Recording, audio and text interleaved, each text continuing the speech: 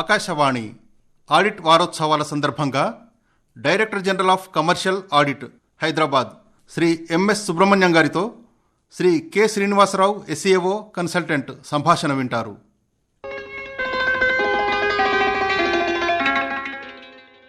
Audit వారోత్సవాల సందర్భంగా director general of commercial audit Shri MS Subrahmanyam garu Akashvani శ్రోతలకి భారతదేశ అత్యున్నత ఆడిట్ సంస్థ గురించి వివరించడానికి ఆకాశవాణి కేంద్రానికి విచ్చేశారు. నమస్కారం సుబ్రహ్మణ్యం గారు. ఆడిట్ వారోత్సవాల సందర్భంగా మీకు మా శ్రోతల తరఫున శుభాకాంక్షలు. నమస్కారం అండి. ఆకాశవాణి శ్రోతలందరికీ మా డిపార్ట్మెంట్ తరఫున నమస్కారం. మీ శుభాకాంక్షలతో మా ఆడిట్ వారోత్సవము జయప్రదంగా జరుగుతుందని ఆశిస్తున్నాను. సార్, ఏజీ ఆఫీస్ అంటే state government employees pension finalisation, GPF calculations ఇవన్నీ మీ కార్యాలయంలో జరుగుతాయని మా శ్రోతలకి కొంత అవగాహన ఉంది. అయితే ఆడిట్ విషయంలో సిఏజీ పాత్ర ఎలా ఉంటుంది, సిఏజీ విధులు పరిమితులు ఎంతవరకు ఉంటాయి, వారి నియామకం, ఈ విషయాల గురించి క్లుప్తంగా మా శ్రోతలకి వివరించగలరా? తప్పకుండా. ప్రజాస్వామ్యంలో అధికారం, బాధ్యతాయుతమైన పదవులను కలిగి ఉన్నవారు వారి చర్యలకు జవాబుదారీగా అంటే అకౌంటబుల్గా ఉండాలి. దీనికోసం రాజ్యాంగం భారతదేశ స్వతంత్ర అత్యున్నత ఆడిట్ సంస్థ అంటే సుప్రీం ఆడిట్ ఇన్స్టిట్యూషన్ ఏర్పరిచింది. భారతదేశం యొక్క అత్యున్నత ఆడిట్ సంస్థలో కంట్రోలర్ మరియు ఆడిటర్ జనరల్ ఆఫ్ ఇండియా అంటే సిఏజీ అంటారు, అతని ఆధ్వర్యంలో పనిచేస్తున్న Indian audit and accounts department ఉంటాయి. భారత రాజ్యాంగం మమ్మల్ని దేశానికి ఆడిటర్లుగా నియమించింది. కావున మేము జవాబుదారీతనాన్ని నిర్ధారించడానికి ఒక రాజ్యాంగపరమైన సాధనం. రాజ్యాంగంలోని ఆర్టికల్స్ 148 నుంచి 151 ప్రత్యేక పాత్రను మా సిఏజీకి నిర్దేశిస్తాయి. Indian audit and accounts department మన దేశంలో ప్రభుత్వ శాఖలన్నిటిలోని ఒక పురాతనమైన శాఖ. దీని చరిత్ర సుమారు 163 ఏళ్ల క్రితం నుంచి ట్రేస్ చేయొచ్చు. దేశంలో ప్రథమంగా అకౌంటెంట్ జనరల్ కార్యాలయం 1858లో స్థాపించబడింది. 1860లో సర్ ఎడ్వర్డ్ డ్రమ్మండ్ మొదటి ఆడిటర్ జనరల్గా నియమితులయ్యారు. 1884లో ఈ పదవిని controller and auditor general of ఇండియాగా రూపకల్పన చేశారు. భారతదేశానికి స్వతంత్రం వచ్చిన తర్వాత 1950లో భారత రాజ్యాంగం అమల్లోకి వచ్చింది. రాజ్యాంగంలోని 148వ ఆర్టికల్ ప్రకారంగా భారత రాష్ట్రపతిచే controller and auditor general of India నియామకం జరుగుతుంది. 1971లో కేంద్ర ప్రభుత్వం కంట్రోలర్ అండ్ ఆడిటర్ జనరల్ విధులు, అధికారాలు, సర్వీసు నిబంధనలు చట్టాన్ని రూపొందించింది. ఈ చట్టం కేంద్ర రాష్ట్ర ప్రభుత్వాలకు అకౌంటింగ్ మరియు ఆడిటింగ్ విధులు రెండింటికి సిఏజీ బాధ్యత వహించేలా చేసింది. భారత రాజ్యాంగం సిఏజీ యొక్క స్వతంత్రత కొరకు కొన్ని ఏర్పాట్లు చేసింది. సిఏజీ నియామకం భారత రాష్ట్రపతిచే జరుగుతుంది. సిఏజీ స్వతంత్రమైన, నిష్పాక్షికమైన ఆడిట్ సేవలను అందించడానికి వీలవుతుంది. నియామకం తర్వాత సిఏజీ జీతం మరియు సర్వీసు నిబంధనలు అతనికి ప్రతికూలంగా మార్చడానికి వీలు లేదు. సిఏజీ తొలగింపు కోసం సుప్రీంకోర్టు న్యాయమూర్తి వలనే ఒక ప్రత్యేకమైన ప్రక్రియ నిర్దేశించబడింది. సిఏజీ కార్యాలయం యొక్క జీతం, ఖర్చులు భారత సంచిత నిధి అంటే కన్సాలిడేటెడ్ ఫండ్ ఆఫ్ ఇండియా నుంచి ఓటు లేకుండా ఖర్చు చేయబడతాయి. అతని పదవీకాలం ముగిసిన తరువాత సిఏజీ మరి ఏ ఇతర ప్రభుత్వ కార్యాలయాన్ని నిర్వహించడానికి అనుమతి లేదు. సిఏజీకి తన విస్తృతమైన ఆడిట్ అధికారాన్ని ఏ విధమైన పరిమితి లేకుండా నిర్వహించడానికి చట్ట ప్రకారంగా కొన్ని అధికారాలు ఉన్నాయి. సిఏజీ ఆడిట్ పరిధిలో ఉన్న ఏదైనా కార్యాలయం లేదా సంస్థను తనిఖీ చేసే అధికారం, అన్ని లావాదేవీలను పరిశీలించడానికి, కార్యనిర్వాహకులను ప్రశ్నించే అధికారం, ఆడిట్ చేయబడిన సంస్థ నుండి ఏదైనా రికార్డులు, పత్రాలు అడగడానికి అధికారం, ఆడిట్ యొక్క పరిధి, పద్ధతిని సిఏజీఏ నిర్ణయించడానికి అధికారం. కేంద్ర రాష్ట్ర ప్రభుత్వాలు చేసే దాదాపు ప్రతి ఖర్చు, ఆదాయ సేకరణ లేదా ప్రభుత్వం నుండి సహాయం కానీ గ్రాంట్ కానీ స్వీకరించే సంస్థలు సిఏజీ ఆడిట్ పరిధిలోకి వస్తాయి. అతని విధులు వాటిని ఆడిట్ చేయడం, నివేదికలు సమర్పించడం. ఇప్పుడు నేను చెప్పబోతున్నవన్నీ సిఏజీ ఆడిట్ క్రిందకు వస్తాయి. కేంద్ర రాష్ట్ర ప్రభుత్వాల ఖజానా సంచిత నిధి నుండి అన్ని రాబడులు, ఖర్చులు అంటే కన్సాలిడేటెడ్ ఫండ్ నుంచి ఆల్ రిసీట్స్ అండ్ ఎక్స్పెండిచర్, అత్యవసర ఖర్చులకు సంబంధించిన అన్ని లావాదేవీలు, వీటిని కంటింజెన్సీ ఫండ్ అంటారు. ప్రభుత్వం వద్ద ఉన్న ప్రజల సొమ్ముకు సంబంధించిన ప్రజాపద్దులు అంటే పబ్లిక్ అకౌంట్ అంటారు. ఉదాహరణకి కేంద్ర మరియు రాష్ట్ర స్థాయిలో పోస్టల్ సేవింగ్స్, వికాస్ పత్రాలు.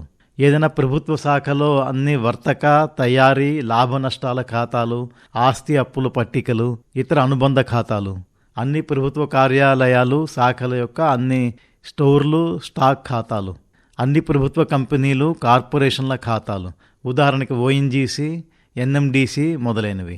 అన్ని స్వయం ప్రతిపత్తి కలిగిన ప్రభుత్వ సొమ్మును స్వీకరించే సంస్థల ఖాతాలు, వీటిని అటానమస్ బాడీస్ అంటారు. ఉదాహరణకి ఐఐఎంలు, ఐఐటీలు. సిఏజీ ఆడిట్ పరిధిలో ఉన్న సంస్థలు భారతీయ రైల్వేస్, రక్షణ, పోస్టల్, టెలికమ్యూనికేషన్లతో పాటు అన్ని కేంద్ర మరియు రాష్ట్ర ప్రభుత్వ విభాగాలు, కేంద్ర రాష్ట్ర ప్రభుత్వాలచే నియంత్రించబడే సుమారు 1500 ప్రభుత్వ వాణిజ్య సంస్థలు, అంటే ప్రభుత్వ కంపెనీలు మరియు కార్పొరేషన్లు, దాదాపు 400 వాణిజ్యేతర స్వయం ప్రతిపత్తి కలిగిన సంస్థలు, కేంద్ర లేదా రాష్ట్రాల స్వయం ప్రతిపత్తి లేదా నియంత్రణలో ఉన్న సంస్థలు, కొన్ని స్థానిక సంస్థలు, పంచాయతీరాజ్ సంస్థలు. ఇవి కాకుండా సిఏజీ కొన్ని ముఖ్యమైన అంతర్జాతీయ సంస్థలకు ఎక్స్టర్నల్ ఆడిటర్గా కూడా నిర్దిష్ట కాల పరిమితికి వ్యవహరిస్తుంది. సార్, ఇప్పుడు మీది Indian audit and accounts department అంటారు కదా, ఈ Indian audit and accounts department ఎలా నిర్వహిస్తారు? సిఏజీకి ఈ డిపార్ట్మెంటు ఏ విధంగా తోడ్పడుతుంది? Indian audit and accounts department యొక్క ఆడిట్, ఖాతాలు, సిబ్బంది యొక్క అర్హత, విధులకు సంబంధించిన అన్ని కార్యకలాపాలను న్యూఢిల్లీలోని సిఏజీ ముఖ్య కార్యాలయం నిర్దేశిస్తుంది, పర్యవేక్షిస్తుంది, నియంత్రిస్తుంది. క్షేత్రస్థాయిలో 133 కార్యాలయాలు ఉన్నాయి. ప్రతి రాష్ట్రంలో ఆడిట్కు బాధ్యత వహించే ప్రిన్సిపల్ అకౌంటెంట్స్ జనరల్ లేదా అకౌంటెంట్స్ జనరల్ ఆడిట్ కార్యాలయాలు, రాష్ట్ర ఖాతాల సంకలనం, ఎంటైటిల్మెంట్స్ విధులను నిర్వహించే ప్రిన్సిపల్ అకౌంటెంట్స్ జనరల్ లేదా accountant general accounts and entitlements కార్యాలయాలు, అన్ని పౌర మంత్రిత్వ శాఖలు, విభాగాలు, రక్షణ, రైల్వేలు, పోస్టల్, టెలికమ్యూనికేషన్స్, కేంద్ర ప్రభుత్వ రంగ సంస్థలు, కేంద్ర స్వయం ప్రతిపత్తి సంస్థల ఆడిట్లతో సహా కేంద్ర కార్యకలాపాల ఆడిట్కు బాధ్యత వహించే డైరెక్టర్ జనరల్ లేదా ప్రిన్సిపల్ డైరెక్టర్ ఆఫ్ ఆడిట్ కార్యాలయాలు, విదేశాల్లోని భారత రాయబార కార్యాలయాలని పరిశీలించే కార్యాలయాలు 3 ఉన్నాయి: లండన్, వాషింగ్టన్, కౌలాలంపూర్లో. Indian audit and accounts department యొక్క ఉన్నత మరియు మధ్యస్థాయి నిర్వాహక స్థాయిలో దాదాపు 600 మంది ఇండియన్ ఆడిట్ అండ్ అకౌంట్ సర్వీస్కు చెందిన అధికారులు ఉన్నారు. వీరిలో చాలామంది యూపీఎస్సీ నిర్వహించే సివిల్ సర్వీసెస్ పరీక్ష ద్వారా నియామకం చేయబడతారు నేరుగా. మరికొంతమంది పర్యవేక్షక సిబ్బంది, సూపర్వైజరీ స్టాఫ్ నుండి వస్తారు. సబార్డినేట్ క్యాడర్స్ సుమారు 47,000 మంది ఉన్నారు. వారు గెజిటెడ్ సూపర్వైజరీ క్యాడర్ అయినటువంటి సీనియర్ ఆడిట్ అకౌంట్స్ ఆఫీసర్లు, అసిస్టెంట్ ఆడిట్ అకౌంట్స్ ఆఫీసర్లు మరియు సహాయక సిబ్బంది. సార్, ప్రతి స్టేట్లో ఆడిట్కి సంబంధించి principal accountant general audit, accountant general entitlement, ఈ కార్యాలయాలన్నీ ఉన్నాయి కదా. సో మీరు director general of commercial audit హైదరాబాద్లో ముఖ్యమైన పాత్ర నిర్వహిస్తున్నారు. మీరు నిర్వహించే ఆడిట్లు ఏమిటి? ఆ నివేదికలు కూడా మీరు ప్రిపేర్ చేస్తారా సిఐజీ కోసం? Director general of commercial audit Hyderabad కేంద్ర ప్రభుత్వ పబ్లిక్ రంగ సంస్థలు, అంటే ఉదాహరణకి NMDC, BHEL, NTPC, Visakhapatnam steel plant, ఇటువంటివి. అలాగే కేంద్ర ప్రభుత్వ అటానమస్ బాడీస్, అంటే ఉదాహరణకి Visakhapatnam port authority, central silk board, coffee board, ఇటువంటివి. వీటిని ఆడిట్ చేస్తుంది. ఆడిట్ పరిధిలోకి వచ్చే కార్యాలయాలు తెలంగాణలోనే కాకుండా ఆంధ్రప్రదేశ్, కర్ణాటక, ఒరిస్సా రాష్ట్రాల్లో కూడా ఉన్నాయి.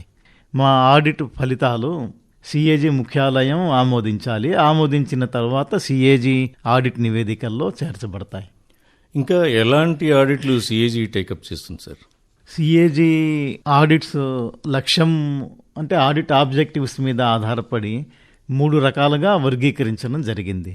ఒకటి నియమపాలనపై ఆడిట్, కాంప్లియన్స్ ఆడిట్ అంటాం. రెండవది ఆర్థిక ధృవీకరణ ఆడిట్, ఫైనాన్షియల్ అటెస్ట్ ఆడిట్ అంటాము. మూడవది పనితీరు ఆడిట్ లేదా పెర్ఫార్మెన్స్ ఆడిట్ అని అంటాము. ఈ సంప్రదాయ ఆడిట్లే కాకుండా మేము సమాచార సాంకేతిక వ్యవస్థల ఆడిట్, అంటే ఇన్ఫర్మేషన్ సిస్టమ్స్ ఆడిట్, మరియు పర్యావరణ విషయాలపై ఆడిట్, అంటే ఎన్విరాన్మెంట్ ఆడిట్ కూడా విజయవంతంగా చేశాం. కాంప్లియన్స్ ఆడిట్లో ఆడిట్ చేయడానికి ఎంపిక కాబడ్డ ఒక నిర్దిష్ట విషయం దానికి అనువర్తించే ప్రమాణాలకు అనుగుణంగా ఉందా లేదా అనే దానిపై దృష్టి పెడుతుంది. రాజ్యాంగం, శాసనాలు, చట్టాలు, నియమాలు, నిబంధనలు, బడ్జెట్ తీర్మానాలు, విధానం, కాంట్రాక్టులు, ఒప్పందాలు, ప్రాముఖ్యంలో ఉన్న కోడ్లతో సహా వర్తించే అధికారాలకు అనుగుణంగా కార్యకలాపాలు, ఆర్థిక లావాదేవీలు జరిగాయా లేదా అని అంచనా వేయడం ద్వారా నియమ పాలనపై ఆడిటింగ్ జరుగుతుంది. ఆర్థిక ధృవీకరణ ఆడిట్, ఫైనాన్షియల్ అటెస్ట్ ఆడిట్లో ఒక సంస్థ యొక్క ఆర్థిక సమాచారానికి వర్తించే ఆర్థిక నివేదన మరియు నియంత్రణ విధి విధానాలు, ప్రమాణాలు పాటించి సంస్థ యొక్క ఆర్థిక సమాచారం తయారు చేశారా లేదా అనే విషయంపై దృష్టి పెట్టడం జరుగుతుంది. దీన్ని క్లుప్తంగా చెప్పాలంటే అకౌంట్స్ ఆడిట్ అంటారు.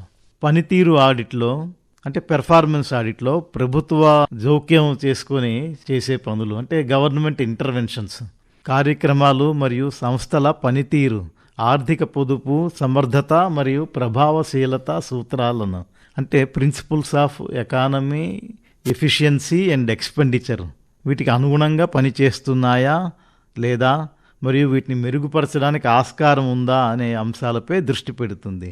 ఒకవేళ ప్రమాణాల నుండి వైదొలిగితే దానికి కారణాలను విశ్లేషిస్తాం. పనితీరులో మెరుగుదల కోసం సిఫార్సులను అందించడం ఈ ఆడిట్ లక్ష్యం. సార్, సిఏజీ రిపోర్ట్స్ ప్రిపేర్ చేస్తుంది. అవి ఎక్కువగా ఏ విషయం పైన దృష్టి సారిస్తాయి? అలాగే ఆ రిపోర్ట్స్ ఎవరికి సమర్పిస్తారు? వాటి మీద సిఏజీ ఏమైనా సజెషన్స్ కానీ రికమెండేషన్స్ కానీ ఇస్తుందా? వాటిని మళ్ళీ వాటి అమలును మీరేమైనా పర్యవేక్షిస్తారా? పార్లమెంటు మరియు రాష్ట్ర శాసనసభలకు సమర్పించే సిఏజీ నివేదికలు ప్రభుత్వ ఆదాయ సేకరణ మరియు వ్యయాలకు సంబంధించి నియమపాలన మరియు పనితీరుపై ఉంటాయి. అలాగే చట్టం ద్వారా అందించబడిన కొన్ని స్వయం ప్రతిపత్తి సంస్థల పనితీరుపై ప్రత్యేక ఆడిట్ నివేదికలు, సపరేట్ ఆడిట్ రిపోర్ట్స్ అంటాము. కేంద్ర రాష్ట్ర ప్రభుత్వాల ఆర్థిక స్థితిపై కూడా నివేదికలు ఉంటాయి. ఆర్థిక మరియు సర్దుబాటు పద్దులు అంటే ఫైనాన్స్ అండ్ అప్రాప్రియేషన్ అకౌంట్స్ అని అంటాము. ఇవి రాష్ట్ర ప్రభుత్వ ఖాతాలను తయారు చేస్తారు. వాటి వార్షిక ఖాతాలను కూడా సిఏజీ ఆడిట్ చేసి రాష్ట్ర శాసనసభలకు సమర్పిస్తారు. ఆడిట్ నివేదిక తుది అయినా పూర్తిగా బలపరిచిన ఆడిట్ ఫలితాలను కలిగి ఉంటుంది. వీటిని డిపార్ట్మెంట్ ఆమోదించి ఉండవచ్చు లేదా అవి వాస్తవికంగా నిరూపించబడి ఉండవచ్చు. వీటిని శాసనసభ ముందు ఉంచడానికి వాటిలో తగినంత విశేషత కావాలి, అంటే సిగ్నిఫికెన్స్, మెటీరియాలిటీ ఉండాలి. మా ఆడిట్ యొక్క లక్ష్యం ప్రభుత్వ కార్యకలాపాలు మరియు కార్యక్రమాల నిర్వహణ మరియు నిర్వహణలో మెరుగుదల తీసుకురావడం. గుర్తించబడిన లోటుపాట్ల స్వభావాన్ని అవి ఒక్కసారికే జరిగాయా లేదా పునరావృతం అవుతున్నాయా అని పరిశీలించడం జరుగుతుంది. మేము దిద్దుబాటు చర్యను అంటే రెక్టిఫికేటరీ యాక్షన్ను ఎంకరేజ్ చేస్తాం. వ్యవస్థలు, విధానం మరియు ప్రక్రియలను మెరుగుపరచడానికి అమలు చేయదగిన సిఫార్సులను మేము చేస్తాం. సిఏజీ నివేదికలు కేంద్ర ప్రభుత్వం విషయంలో రాష్ట్రపతికి మరియు రాష్ట్ర ప్రభుత్వాల విషయంలో రాష్ట్ర గవర్నర్కు సమర్పించబడతాయి. వారు వాటిని పార్లమెంటు లేదా రాష్ట్ర శాసనసభల ముందుకు పంపుతారు. ఒకసారి సభలో ప్రవేశపెట్టబడిన సిఏజీ నివేదికలు శాశ్వతంగా ప్రజాపద్దుల కమిటీ అంటే పబ్లిక్ అకౌంట్స్ కమిటీకి, ప్రభుత్వ రంగ సంస్థలపైన కమిటీ ఆన్ పబ్లిక్ అండర్టేకింగ్స్కి, ప్రభుత్వ రంగ సంస్థలపై నివేదికలైతే వాటిని సమర్పించడం జరుగుతుంది. వార్షిక ఖాతాలు మరియు ఆడిట్ నివేదికలను సకాలంలో మరియు లోతైన పరిశీలన చేయడానికి ఈ ప్రత్యేకమైన కమిటీలు ఏర్పాటు చేయడం జరిగింది. కమిటీ మా నివేదికల నుండి ప్రజా ప్రయోజనాలకు అత్యంత కీలకమైనవిగా నిర్ధారించే ఫలితాలు మరియు సిఫార్సులను ఎంపిక చేస్తాయి. వాటిపై విచారణకు ఏర్పాట్లు చేస్తాయి. మేము ఈ కమిటీలకి సాంకేతికమైన సహకారం అందజేస్తాం. కమిటీల విచారణల వద్ద కార్యనిర్వాహకులని వారు తీసుకున్న చర్యలు లేదా తీసుకోనకపోవడానికి కారణాల కోసం పరీక్షిస్తారు.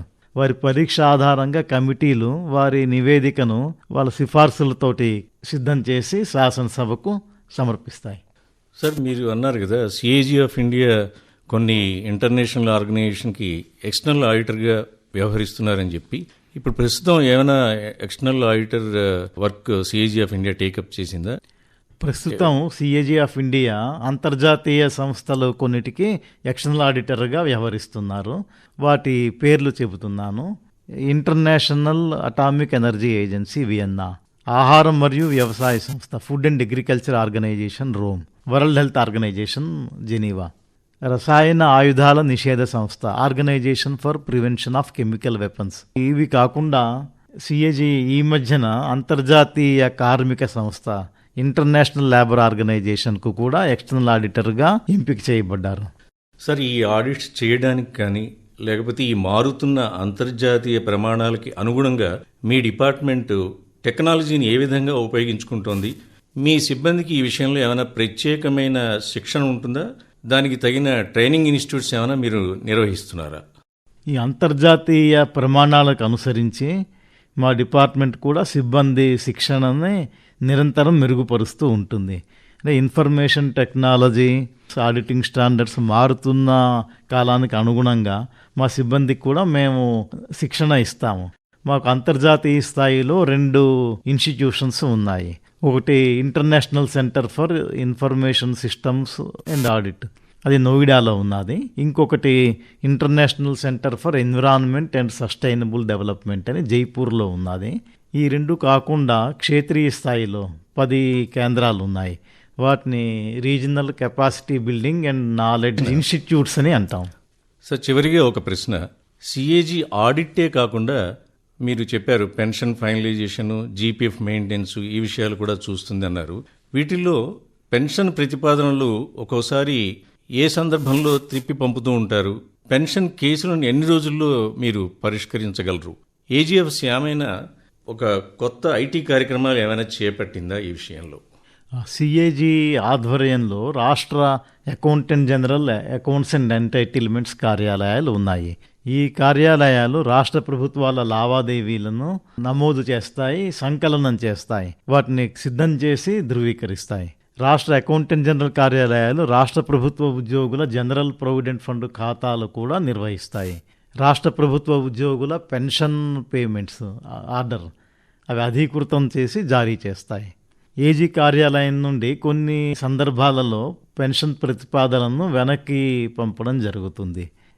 కొన్ని కారణాలు సాధారణంగా ఏమంటే, ప్రతిపాదనలు సరైన ఛానల్ ద్వారా పంపించకపోయినా, ప్రతిపాదనలపై సంబంధిత అధికారి లేదా స్వీయ ప్రకటనలో స్వయంగా పెన్షనర్ సంతకం చేయని యెడల, part 2B pension sanctioning authority సంతకం చేయకపోతే, లేదా ఆమోదించబడిన పెన్షన్ తప్పు అయితే, అలాగే పదవీ విరమణ పొందిన వ్యక్తి కార్యాలయానికి అధిపతిగా ఉంటే ఆ పై ఉన్నతాధికారి ద్వారా పంపకుండా తన సొంత సంతకంతో పెన్షన్ ప్రతిపాదనలు పంపినట్లయితే, పే ఫిక్సేషన్ సరిగ్గా లేకున్నా, పే ఫిక్సేషన్ ఎంట్రీలు సర్వీస్ బుక్లో నమోదు చేయబడకపోయినా, ఇటువంటి కారణాలతో వెనక్కి తిప్పి పంపడం జరుగుతుంది.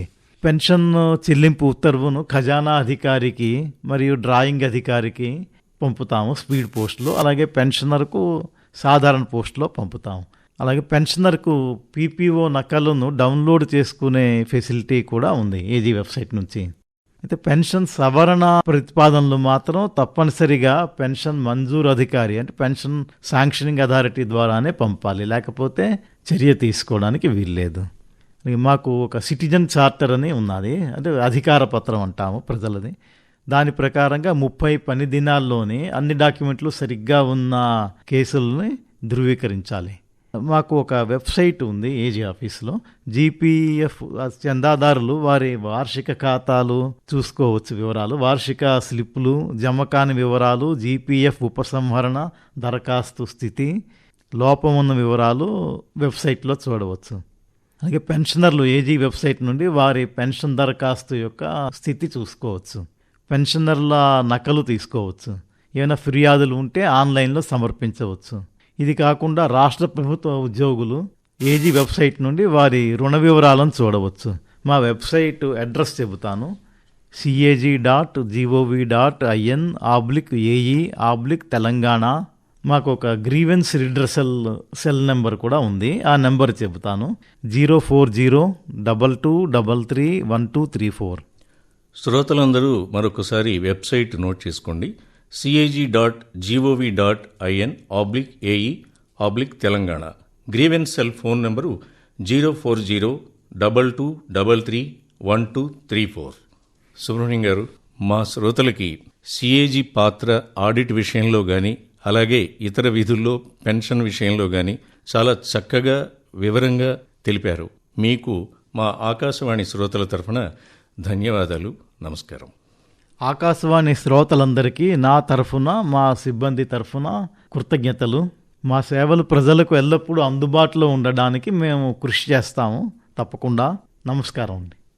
మీరింతవరకు ఆడిట్ వారోత్సవాల సందర్భంగా director general of commercial audit Hyderabad Shri MS Subrahmanyam గారితో Shri K Srinivasarao SAO consultant సంభాషణ విన్నారు.